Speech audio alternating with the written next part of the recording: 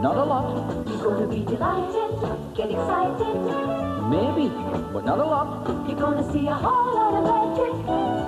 Look at this trick and that trick. And when he says it's not a lot, you'll agree such a lot. You can never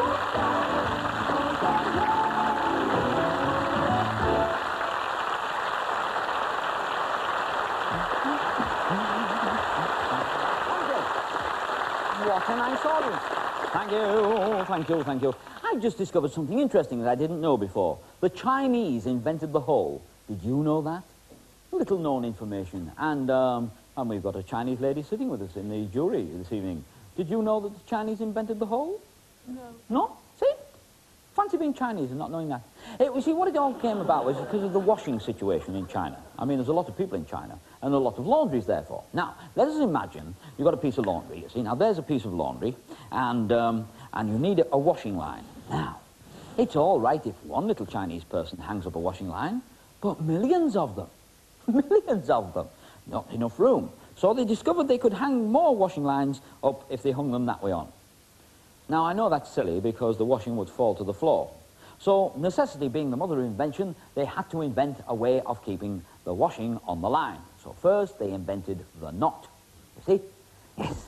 Now, having invented a knot that would tie the line to the washing, they then invented a knot that would tie the washing to the line. Very clever, these Chinese, huh? And having done that, and that, and that, and that, and that, there it was. They could now hang up the washing on the vertical line and it wouldn't fall to the floor.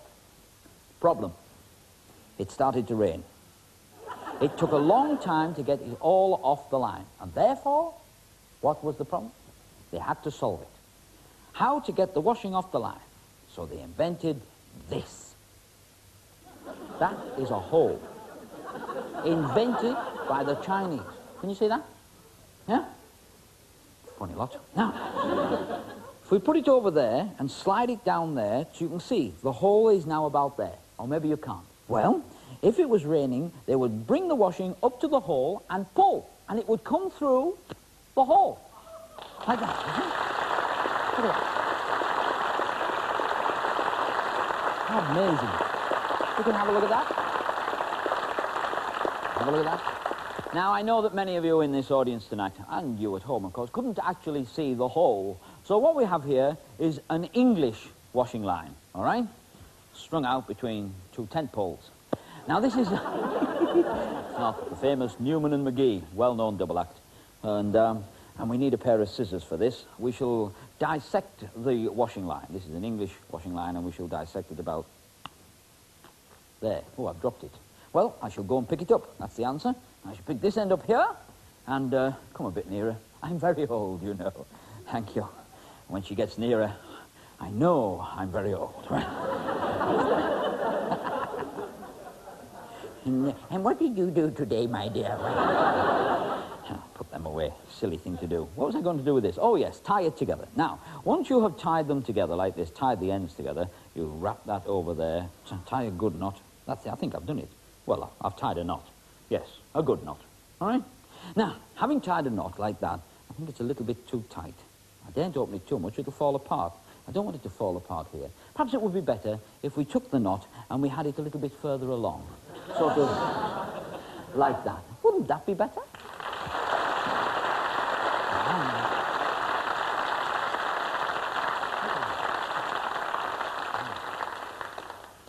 I tell you what, lady with the thingy. Now, we gave you that before the show. It's off a very old car. You see, they couldn't decide which way it was going, so it went round in circles. Could you give it a practice? Hoo, hoo.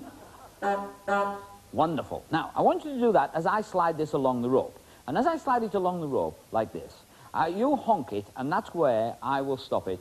And you will find that the hole, which nobody so far has been able to see... Oh, are you sure? You sure? Oh, you are sure?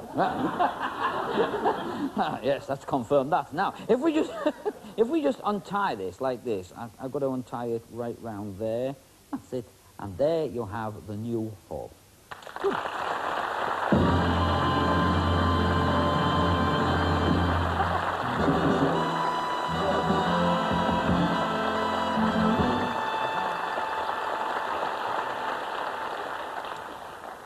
you've been watching the series, you will know that under laboratory conditions, we have been testing various theories in telepathy and the such like. The things that people claim when they have psychic powers. Tonight, we're going to try a telekinetic experience. Now, that means we're going to try to move an object, metal, what have you, under test conditions. As normal, we have overhead our overhead camera. That looks down and gives the people at home a chance to see what we're doing here. Looking from a completely different angle, but equally closely, there's a lovely lady from our jury over there. What's your name? Sue. Sue. Now, Sue, you're going to take part in the experiment. Nothing's going to happen to you. Don't worry about that. We're just going to ask you to concentrate the power of your mind on whatever it is that's concealed inside that handkerchief. And it may surprise you because it's a very ordinary object indeed. I'm opening it at fingertips so the people at home can see what it is. It's a nut and a bolt. Nothing very mysterious. Nothing. But what I want you to do is very carefully cover it over the way it was covered originally. I don't want to touch it at all. Well, just fold the ends in as best you can. Super. And then what you do, happy? Yes. Then what I want you to do, we're just going to tidy that little bit like that, make it as square as we can, but nothing untoward, and we want you to just rest your fingers like that with your middle fingers touching the corners of the handkerchief. Fine. Now I want you to watch the middle of the handkerchief. Watch the middle of the handkerchief. Can you see it moving at all, or is anything? Just slightly. You saw a slight movement? I don't know if it was in the middle, mind you. Okay, but that's what we're doing now is we're asking your mind to start to concentrate on an area, you see, so that when we open it up like this, you might be interested to see, and so might the people at home, that the nut is separate to the bolt. Now that might just be, what? It might not even fit. Let's see if it fits. Let's just try putting it back on. And I'll try and do it at fingertips so the people at home can see it going on. And I want you, Sue, to try to pull it off. Can you just get hold of it like that and try to pull it off? It's a tight fit. Yes? Yeah. Yeah? Now, can I just ask you to, we'll just wind it back on a little bit because you actually unscrewed it, okay? Just put it like that. Now, this is important. I'm now going to put this over there. Now, this is a glass. And I want you to just very, very lightly now rest your fingers here, like this. That's fine. So that people can see our hands aren't doing anything, because they tend to look very closely. Now, I want you to really concentrate on that nut and that bolt. That's it. That was very good. Concentrate. Concentrate. Concentrate. And you saw it fall off. Yes? You did. Yes. Now, I don't want to touch anything. I don't even move. I want you to pick up the glass, look inside it, feel around inside it, keep it over the top of the table so people at home know what you're up to. Go feel it. Anything peculiar about it? Just a drinking. Can't feel anything. Okay, No. I'll take Nothing. that. Pick up the nut and the bolt, and I want you to just put it back on. Keep it over the tabletop all the time. That's the idea. Now, what I want you to do is try pulling it. It doesn't come off. There's no secret mechanisms or anything like that. In fact, if you want to, you can keep that, take it home. There might be something to do with the handkerchief. Pick the handkerchief up. Is there anything under the handkerchief at all? No? Yes. And there's final proof, because some people might suspect the table. Would you just take the whole tablecloth off? And you'll find that, in truth, it has been performed on a glass-topped table. And so that nut came off the bolt in what we call laboratory conditions. Thank you.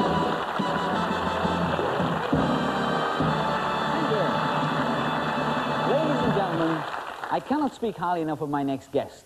You see, I like, personally, the kind of magic that you do on a tabletop. And there's a gentleman I'm about to introduce to you made a career out of that kind of magic. He's from the Showboat, which is a casino, an entertainment complex in Las Vegas.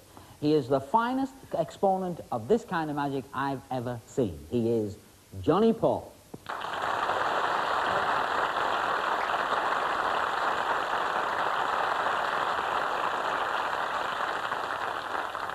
Good evening, ladies and gentlemen. You look like a wonderful audience. And you've seen magicians come out and they bring all the boxes and suitcases full of magic. I'm going to do a little trick. You just talk to yourself. Now, your name is? Leslie. Leslie. This is Leslie. And this, Kathleen. that's a beautiful name. Can I call you Kathleen? Should I? How about tomorrow morning? Actually, I'm too old for you. I won't tell you how old I am, but I'm past 70. That's pretty old. I'm at the age now when a pretty girl says no, I say thank you. If somebody says, Johnny Paul from Las Vegas, They immediately associate you with dice and cards, especially if they know you're a sleight of hand man. We call it prestidigitation. It's not a dirty word. I looked it up. This is a little routine I've been doing for 45 years. Originally in Chicago. A little cup. And 4 dice. They're not magnetized. They don't stick together. Can't throw 7 or 11 unless you're lucky. And I don't gamble.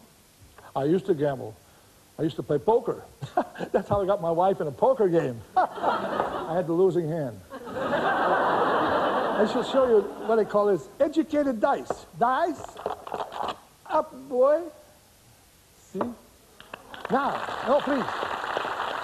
Please, don't applaud. See, this was in the showboat. Everybody would be drinking, and I say, don't applaud. Keep drinking. The more you drink, the better I get. Crisscross. 1, 2, 3, 4. See? I did it. I do it in 3 shakes or 3 movements. This is a little trick I learned from Ken Brooke, that is one of your London magicians. You're so serious. 3 shakes. 1, 2, 3. See? It took me a long time to learn that. And then when I got out of jail, I'm going to do something different. Say, from the top, I'm going to call 6, 1, 5, 3. From the top. 6, 1, 5,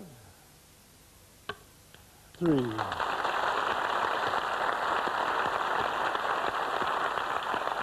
What do you call a number from 1 to 6? Any number from 1 to 6. This is what you call controlling numbers on the dice. 4. Number 4 on top. That's a 2. Okay, number 4 on top. 4 on top. 2. 4. Think of a number in your mind from 1 to 6. 3. No, don't tell me. I'll tell you. Oh, you tell. You have a number? Okay. Take a different number. Okay, you have a number? Mm-hmm. Okay. Number is 5. 2. 2? Change to 2.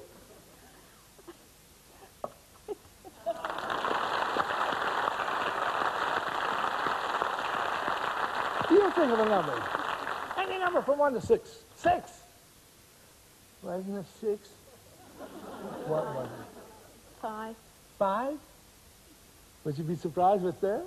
You were thinking of a 5. Take a look. Lift it up. See? I read her mind. She was thinking. You weren't thinking. I will now do a card trick. This is the only one I know. That's it. I want you, just pick out a card. Just reach over, take one card. Now, to prove this is not a trick deck, I want you to tear the card in half. Now, let's see, I have a piece of paper. Oh, here. Would you open that up, please? Tear it in half? Oh, I was only kidding. Okay. 4 pieces. 4. 8 pieces. Well done. Just leave. Thank you. Thank you. Face down, one pile.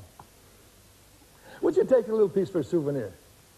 Just take one piece. The idea of this is to make the pieces disappear right before your very eyes. Watch. To say that to do the trick correctly, you have to say the magic words. Jack Daniels. That's whiskey. Paul Daniels, BBC. I have to say it's in the contract. Paul Daniels. Now, how many pieces would you have left in there? 7. Huh? 7. 7? Because you had 4, 8, and you have 1? 1. Let's see. 7 pieces should be left. Were you watching very closely? Good. See if the corner matches perfectly. And show everybody. Oh. See, that's marvelous. You can have that for a souvenir. If you ever get to Las Vegas, you'll be my guest. Johnny Paul, La Showboat Hotel. Bring your husband. And bring money. In case you like to gamble. I have another trick that I do. It's called the invisible card trick. It's just a trick, sir. Now, take the deck, Leslie. You put the other one down there. And count 10 cards in my hand out loud, like uno, dos, tres. That's French. One at a time. You're next, don't let. Count 10 cards one at a time so they can all hear you. Uno. One. Oh, No, one. I'm only Oh. two. Two. Two. A little faster, though. Three, four, five, six, seven, eight, ocho, 9. Davis, 10. 10. Take the 10 cards, Leslie. Remember, it's just a trick, sir. Place them in there by your heart. Right there. Ready? Yes, right there, right in there. Not too far, I have to reach for them. You don't have to hold them. I have never lost a card in this trick yet. Just leave them there and hold them. That's good. No, you don't have room. Count 10 cards in my hand out loud. One, 2, 3, 4, 5, 6, 7, 8, ocho. 9, 10. Yeah, now you have a, yeah, you have a place. Take the 10 cards, and I want to see where she puts them. Oh, you have 2 hearts. Even if this trick don't work, it's a wonderful trick. You have 10. You just want to see where you're putting them. You have 10, and I have the rest. Now I said, you notice nothing in my hand, see? Don't worry about that hand. This is the one. Invisibly, I remove a card from here. And I place it. You see it, don't you? See it. Yes. Then I place it. It's just a trick. And here, it gives you a total of 11 cards. See, you have 9 left. I just gave her one. Asthma. I do it again. I'm glad your husband isn't here. And I place this one in there. It gives you a total of 12 cards. You're watching, weren't you? You have 8 left. I gave you 2. So last trick. Last one. 3rd card. You see it. Yeah. You see it. And I place it in there. Gives you a total of 13 cards. And you have 7. You're right, 7. You don't believe it, no, do you? Do you? Do you? Don't believe it. No. To prove the hand is quicker than the eye, I want you to take them out and count them. No, take them out and count them. No, just the cards. Count them. 1, 2, 3, 4, 5, 6, 7. Is that it? Any more?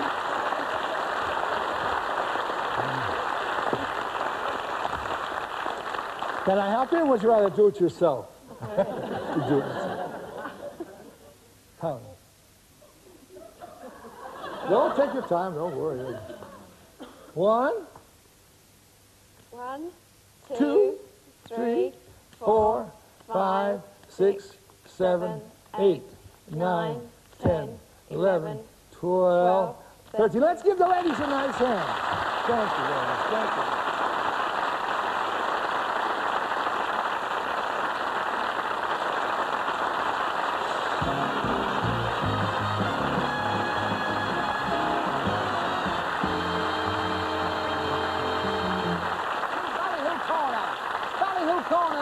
Where this week we are going to give away a fantastic prize. Let me be the first one to show you this prize. This prize is here. This is oh no, sorry, it's here. This is the prize. A wonderful teddy bear. Are you all right? All right. Yes, now, the way these people out here are going to have a chance of winning this prize is very simple. Here we've got Mama Duck. We don't need Mama Duck. We only need the kitty ducks. And all the little ducks are swimming around here in the bath. Now, all you've got to do is very simple. As they swim around, you've got to take these magnet devices on the end of these little fishing rods, and you've just got to go in there, and you have got to pick up a duck like that. If it falls off, don't matter. Go for another one. Or go for the same one. Doesn't really matter as long as you have a good go. Now, I want 4 of you on this side, 3 of you on this side. Why? Well, because we have only got 7 sticks. That's why. So come around here. Gather around. Come on, onto the stage. Come on. It's been ages since I've actually given somebody a nasty bite. You have one. Help yourself. Take a stick. Any stick. Pick a stick. There we go. That's the idea. Now, don't start until I say so. I saw you cheating then. All right? We'll push all the little ducks together like this. All right? Cool. Love a duck. Now, are you ready now? Little ones ready? Hey. So you holding your magnet in your hand, just get it out there with the rest of us. That's it. Oh, look at them too. Oh, yes. Yes, very attracted to each other. Right. Have you sorted yourselves out? This is going to be a 3-minute item. Now it's... Look, she's at it again. Stop it. What's your name, madam? Dolly. All right. Now then, Dolly. Are you ready? On your marks. Get set. Go. Only one duck at a time, please. Only one duck at a time. Make some more. You got it? No, it's fell off. Try that one. That's it. That's it. No. Try that one. Right. You both take the same one again. Try this one.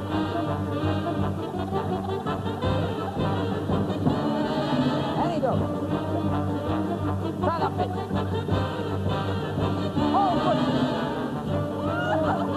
What have you done, Dolly? Those the two you're after? Gentle, gentle. Gentle. Gentle. Gentle, you see. Gentle.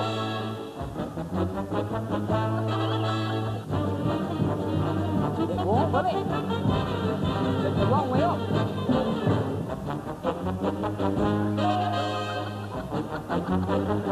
Is that your choice? Give me the duck. You tried long enough for it, didn't you? That must be mine. Right, now then. Have you got one? Pick your duck up then. Now, what I want you to... Have you got a duck? Right. I want you to bring your hands in here with your ducks like that. Don't drop them in the water again. Can't go through all that again. Now then. Now, are you ready? What I want you to do is all show your bottoms to the camera. No, Dolly. The bottom of the duck, Dolly. Now, what you do? Show it to the camera. It's over there. Camera 2. It's over that direction, you see. Show it. What have you got on the bottom of yours? Nothing. What was the duck you left swimming around? Mine. It says win on the bottom of mine, you see. Why don't you pick that one up? But we kept bubbling up at you. Go back down there a second. And as you go down there, let me explain something to you. I've won. But I haven't got a space in my bed for this. But what we are going to do with this is, I think, is rather nice. This big teddy is going to go down, because nobody won it. It's going to go down to Great Ormond Street Hospital for Kids. So that's on its way down there. You all right? Wave bye-bye. And away it goes. Now, if you heard a little catch in my throat then, it's because I'm thinking about what is behind this curtain. What we're going to reveal to you tonight. We've had a lot of animals in superb condition, very well-trained animals on our show in the past years. And this animal is not one of those. This is a sad animal because it's going through life. I don't know how to tell you, really. Its tail is where its head should be. I mean, it just is. Look, I'll show you. You see, here's its head, and it's eating with its tail down here. So that's a horse with its tail where its head should be. Look down there.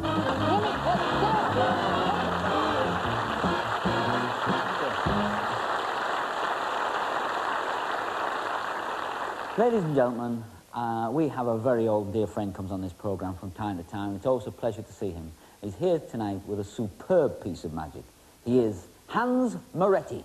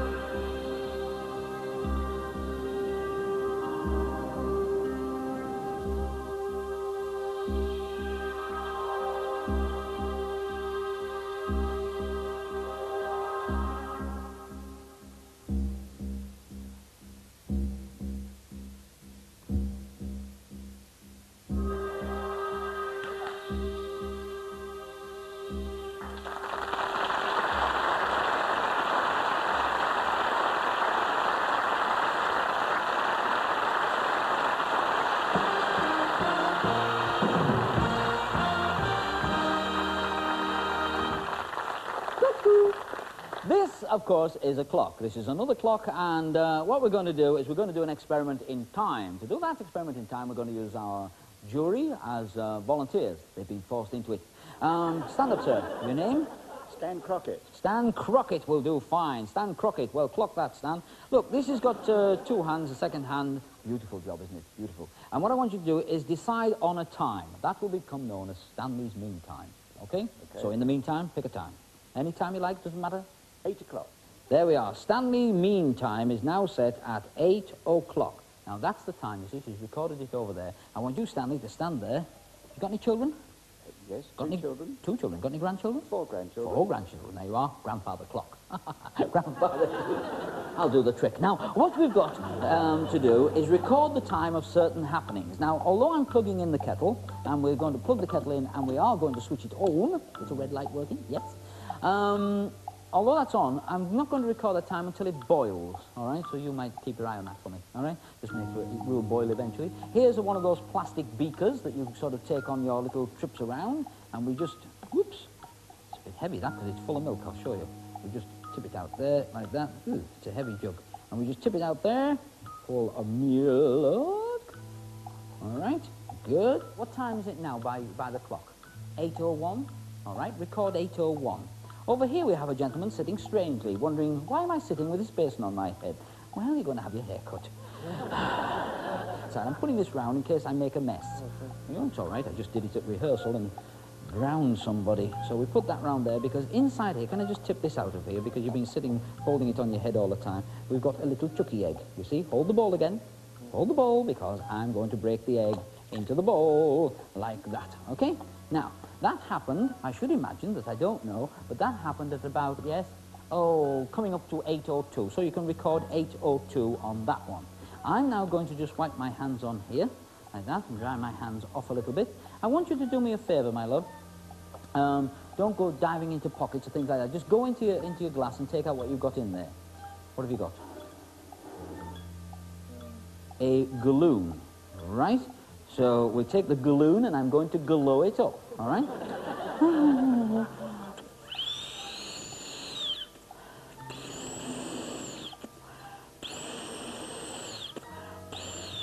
I think that's enough, but we're not going to record the time that the balloon was blown up. Oh dear me, no. Sitting over here is a lady with a large hat pin. Can you just hold that up a moment? I'm going to burst this now. Happy?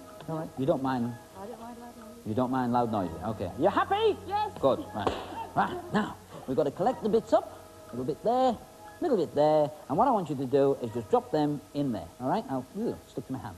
Now, this is important. Hold that up in the air as well. That happened at about 8:03. Sir, what is your occupation? A croupier. That is why we gave you this deck of cards. And when I see the Queen, I can't tell you who I think of, right? But the cards are large cards. They're large. You're normally used to this kind of playing card. No, not at all. I want you to hold your hands out, sort of flat like that, okay? Up a little bit, because I'm going to deal the cards onto your hands. Use you as a table, okay? What's your first name? Charles. Charles. Hello, Charles. What's wrong with Charlie? Eh? Now, we're going to turn one card face down on your hand, and one card face up on your hand, and one card face down on your hand, and one card face up on your hand, and one card... In other words, we are alternating the cards face down, face up on the hands, the lightning-like hands of a steel-fingered croupier. That's Charles, okay? And you keep those there. And we mixed all the cards up like that, and we did that at 8:04, all right? Oh, and the kettle has boiled also. Record that at 8:04 as well, because it has boiled. I don't know if you can see that, but the steam coming out of there like crazy. And if I just, I won't switch it off. What I'll do is I'll just put the whistle on, see if you can hear that. Like that. Okay. Yep, sir. Right, now there's the kettle. Ugh, it's a bit hot. So, we have a kettle boiled, we have all that happening. I want you to do me a favour now. Oh, that's filled in nicely. Can I just see that? We've got the start at 8 o'clock, the milk at 8:01, the egg at 8:02, the balloon at 8:03, the cards at 8:04, and the kettle also boiled at 8:04. Now, all those things happen Stanley time. Stanley, do yourself a favour. Set the clock back to the time we started the whole experiment, all right? Just set the whole thing back. Yes, just set it back. We're all the way back. That's the idea. Set it back to 8 o'clock, all right? Now, if it was 8 o'clock in your terms, in your time, just hold that for me, will you, love, a moment. We have here a kettle that boiled a few seconds ago, all right? Debbie, just come here. Hold your hand out. Supposing we really had gone back in time, just supposing we had, you wouldn't have been able to do that. It made you jump, didn't it? Because the water's cold. Would you like to feel the kettle? It's not hot at all, all right? Just... If the water never boiled, then perhaps, this being empty, perhaps, just perhaps, the milk is all in here. Because we never poured that either. Just perhaps. I don't know what your courage is like, but we're now back at the beginning of Stanley time, all right? That's what we are. Now, do you want to pull that round a little more? I'll tell you why. Because I'm going to tip out the egg, all right? I'll try and catch some of it. Yes, there it is. There's the egg, okay?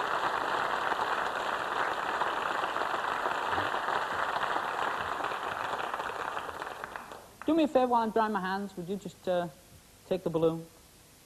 And would you blow it up? All right? Just blow it up. Because it was never burst, you see. Very good. Very good. Never burst at all. The cards are all back. The cards are all back the right way up. Okay? So that's something. All back. And Stanley, thank you. If you would sit down there. Oh, there is one small point that you might be wondering about. And I don't blame you for wondering. You see, if we're back at the very beginning of Stanley time, if we put this right back as we did at the 8 o'clock time, if that's what we did, then surely the only thing that should be recorded on here that you've been holding is the start time, and that's exactly what's on there. Just the start time.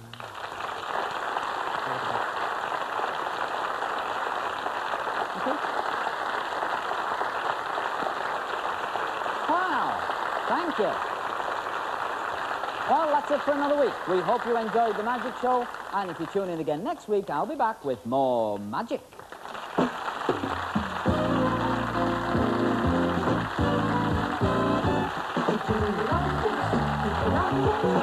Not a lot, not a lot. It was, but not a lot.